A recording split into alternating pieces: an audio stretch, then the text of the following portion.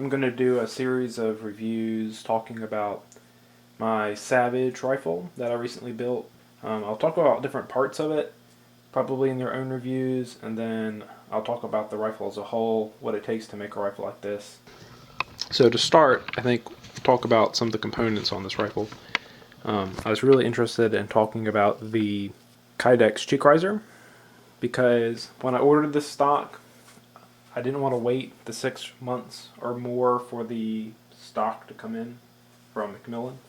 So what I did instead is I ordered what they had in stock,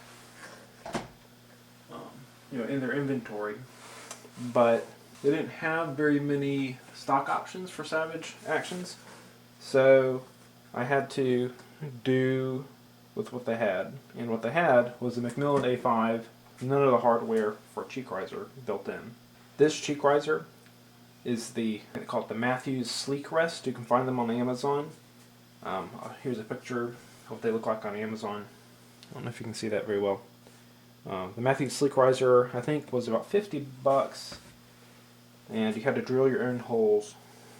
But I will say right off the bat, this cheek riser is super sturdy. And not only is it super sturdy, but Matthew, the guy who makes these cheek risers, is incredibly helpful. When I ordered this cheek riser, within an hour, I had an email from him asking me for the exact measurements of my stock. And I got my calipers out, measured different parts of the cone here on the rear of the stock, and he was able to custom mold this cheek riser. You can see how firm it is. Custom mold this cheek riser to fit the width of my stock. So that's one thing. You can see it's really sturdy.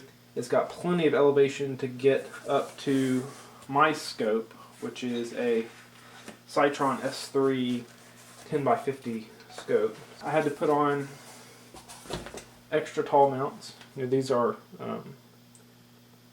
Burris. I think they're Burris. These are the signature Z rings. They're the ones that have the little plastic inserts. But these are extra high rings, the highest rings I think they made for scopes. So that the 60mm bell would clear the barrel. So it needs quite a bit of elevation to get your eye up there, and this Kydex cheek riser fits the bill perfectly. It does an excellent job of that. Talking about this Macmillan stock, this is, like I said before, this is a Macmillan A5 stock, like an olive drab green mixed in with a little bit of black mixed in with a little bit of tan. I really wanted some of the other color schemes, but like I said, I had to wait 6 months to get a hold of one of those, so it didn't really make sense for me to wait. Great stock, but it was designed for I think a 1-inch barrel, 1-inch bull barrel. Stock right here, where this part of the barrel is expecting the barrel to be narrower, and then I actually had to get my Dremel and some sandpaper and sand out this barrel channel a fair bit and make it free float all the way to the action. I want to point out that the Macmillan stock does not need to be glass bedded. When I shot this rifle just with pillar beds, with no glass bedding, it actually shot just about the same as it does now with glass bedding. The one issue that I had with this stock, one major issue, was that this stock was drilled for a magazine-fed rifle. The Savage Precision Target Action is not a magazine-fed rifle, it is a single-feed rifle. Because of that, you can see there's this big cutout that's been milled out of the stock. I didn't have the bottom metal to fill in this gap, plus there wasn't a magazine to fill it in anyways. I went down to the hardware store and I got some steel fittings. I think they're nipple fittings or something. They're threaded on both sides. I got a hacksaw and a set of files, and I cut them to length, filed them flush. I used a washer on the bottom that I cut off on the edges, and then effectively acts like a riser. So I could put this, this nipple, this fitting that I cut down the sides, plus this washer, plus a little bit of JB weld on the bottom to keep everything together, plus a screw.